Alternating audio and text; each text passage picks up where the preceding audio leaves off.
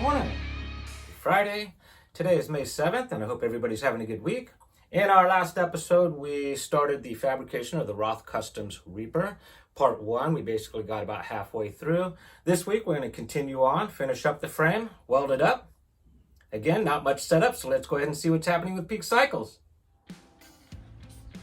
Up on the frame jig, got the bottom miters welded in and grinded smooth. However, I screwed up and had to re-roll that long cantilever.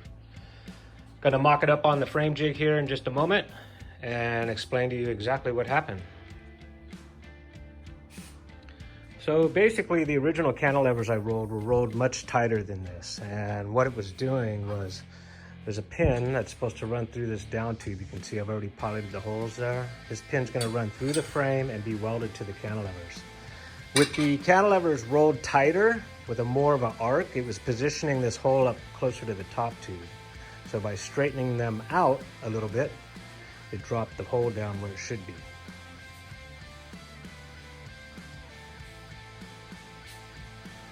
One side cut, mocked up. Got the pin tack there and cut. And before we cap this off, we're in for the fun part, and that's to do it to the other side. Mirroring. Always fun.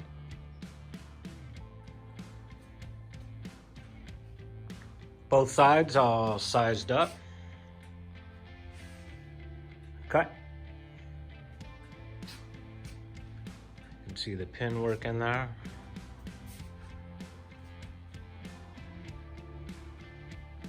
Looking good. Back end here, cut off. Going to cap these, get them in place, move on to the chain stays.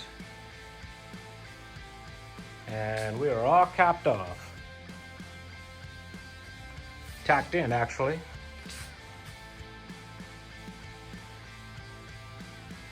Thought I'd flip the jig around, give us a different look. We are on to the chain stays. Almost there. Chain stays. Bottom bracket gusset. Keep it moving. Okay, I'm not a huge fan of this type of coping. It's a little challenging, so here we go.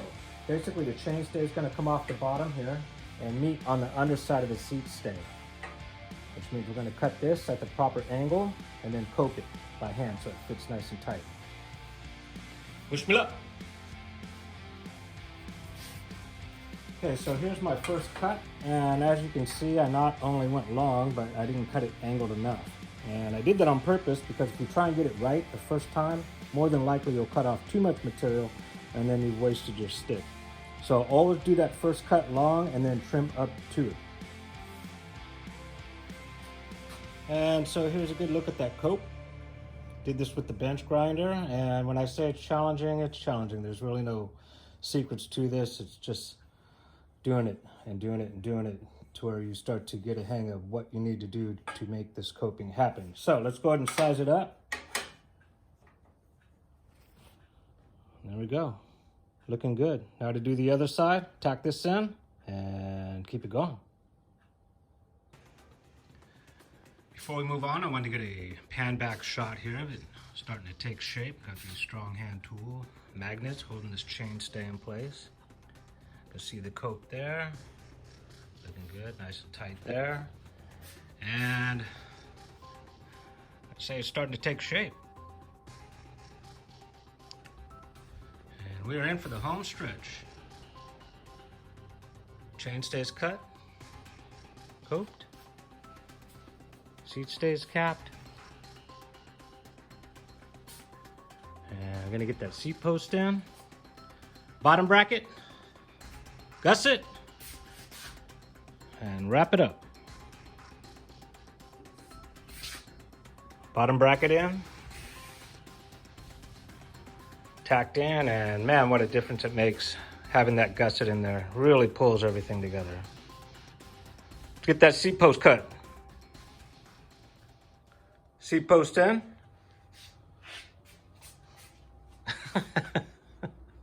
Thinking it's a little long. Actually, I'm sizing it up. Let's go ahead and pause this. Seat tube all sized up and tacked down. Looks a little better now, huh? Let's talk about seat tubes for a minute. I personally use 11 gauge chromoly, not only for strength, but as you saw a moment ago, I do use a hole saw on the top tube to recess the seat tube. And the reason for that is my personal frame designs have an angle much more than this. And by recessing it in the frame gives it some reassurance for strength. Don't worry about it breaking off, being welded to the top. Let's go ahead and weld this up.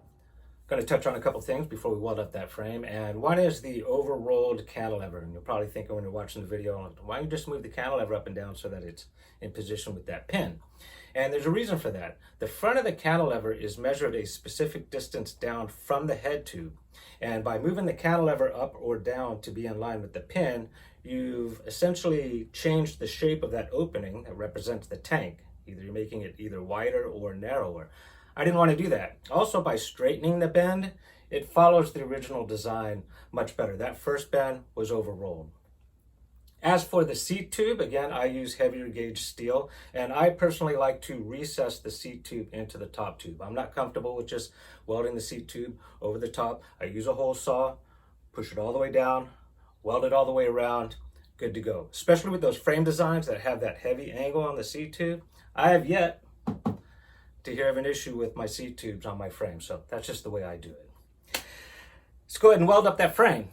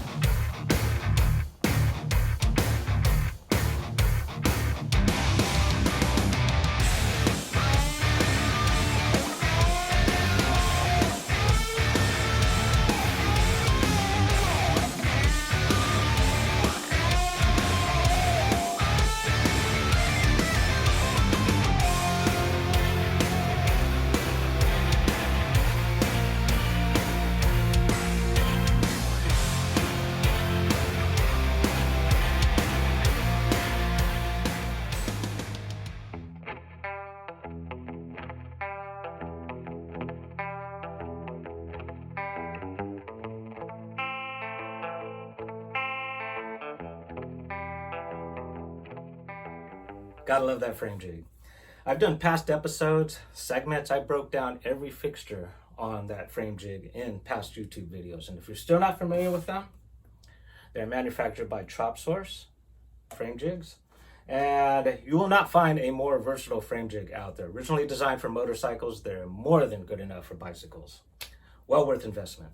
Before we sign off, I want to touch on a couple things, and one is I'd like to thank Joey, the client who ordered that Reaper, and giving me the opportunity to share with you the fabrication process. And secondly, if you're watching these videos and you find them entertaining, you like them, please hit subscribe. Greatly appreciated.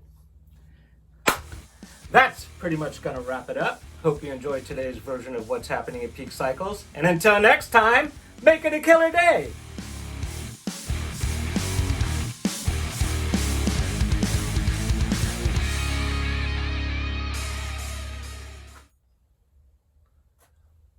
Forgot to turn the light on. I've done past episodes, segments. I broke down every fixture of that frame jig, past YouTube videos. And if you're still not familiar with them, they are made by Chop Source. Oops.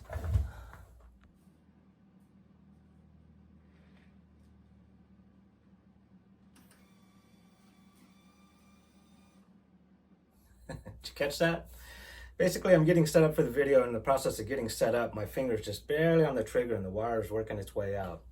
And I go to spin the stool, and now the wire's out like this far, and it hits the frame jig, and that's what created that little spark there. Not the first time I've done it.